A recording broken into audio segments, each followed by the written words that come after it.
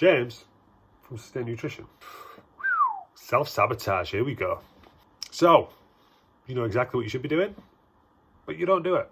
You shoot yourself in the foot every single weekend. Something goes wrong, you eat a lot of shit. You behave in the exact opposite way that you want to behave. So why? You can't see past the end of your nose.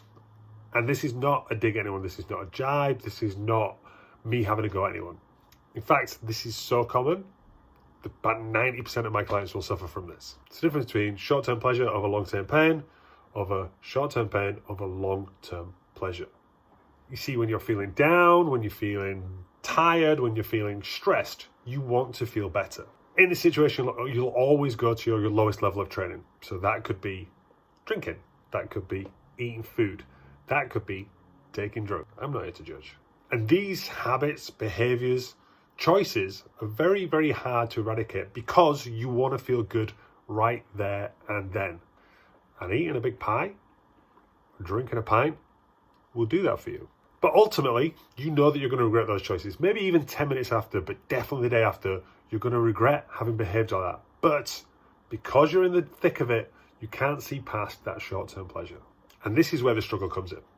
Because ideally, if you don't behave that way, you're going to get long-term pleasure by looking and feeling and behaving exactly the way that you want to behave. So you need to put barriers in front of this. And with our clients, we get them to fill out a sheet. So every time they make a mistake like that, if they make a food choice, we ask them, what happened? Why do you think it happened? What was the belief? So you'll have this internal chat. Eat that chocolate, it's going to make you feel better. Eat that chocolate, you're stressed out. Have some wine, you've had a rough day. Drink some Prosecco, you've had a tough week. Sound familiar? So once you understand the belief, then you can challenge that. So then you did that. So you drank some wine because you had a tough day. Okay, did you feel better? Well, at the time I did, but the day after I really regretted it. Okay, so that belief that wine's going to make you feel better is not true. Then the next question is, what are you going to try next time?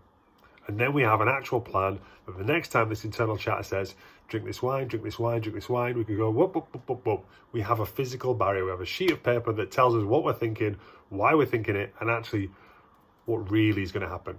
It's like a little note from Marty McFly in the future. Don't go to the dance with Biff. So this is our physical barrier that we're learning from. A great way to put the brakes on the self-sabotage. Rack up enough of these days and you're going to get the pleasure of not behaving, not self-sabotaging, not ruining your results.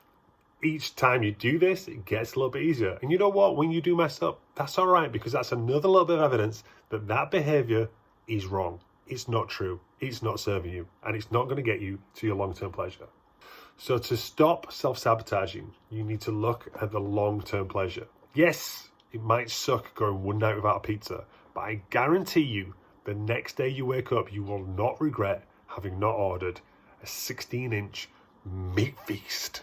In fact, you're going to feel more pleasure from having control of your choices and not having that.